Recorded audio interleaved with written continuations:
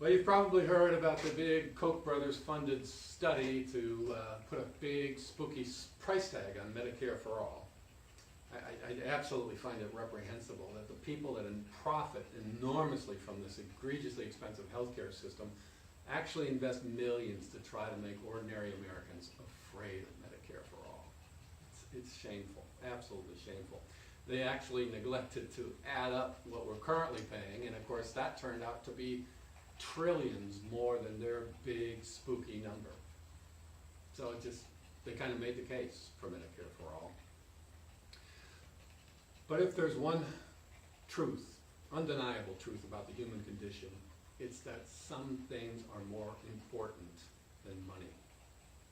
Some things are just too precious to be left to the vagaries of the market. And healthcare is obviously one of those, but there are more. You think about the conditions, the circumstances at our nation's founding. No internet, no television, no telephone, no radio, none of that stuff. Our founding fathers felt it was critical to set up a government-run postal system so that no one had to go without hearing from loved ones.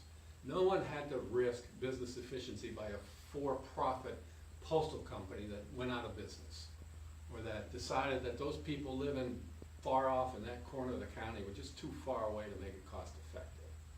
And I couldn't put up with that. So they created a government-run postal system and wrote it right into the Constitution. And you know what? Americans love their post offices. But Republicans have done everything they can to undermine the viability of that system. Reprehensible. Years later, we decided the education of the nation's youth was too precious to be left to a haphazard system of for-profit schools. So we created a free public school system. And you know what? Americans love their public schools. Again, Republicans have done everything they can to do away with them. Or years later, in the heart of the Depression, people literally starving, we created a safety net, a Social Security system, so that no one would have to die because of an economic downturn. So that a young woman who loses her husband prematurely doesn't have to take her kids to the poorhouse. Or so that someone with disability doesn't have to live a life of grinding poverty. You know, fully 85% of all Americans are going to rely on Social Security for a dignified life in retirement, a life above the poverty line. And yet Republicans are doing everything they can to make massive cuts to Social Security.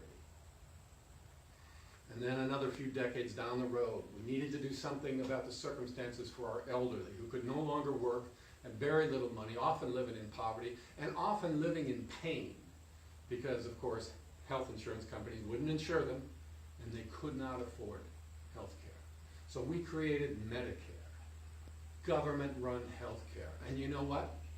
Americans love Medicare, absolutely love Medicare. And yet Republicans are doing everything they can to make massive cuts to Medicare. I say it is enough. Enough with all this. Send me to Washington so I can help turn the page on that unfortunate chapter of our history. We are not wealthy in the 3rd District. We just are not wealthy. We can't afford the most expensive healthcare system on the planet. Send me to Washington so I can fight for Medicare for All, an idea whose time has come.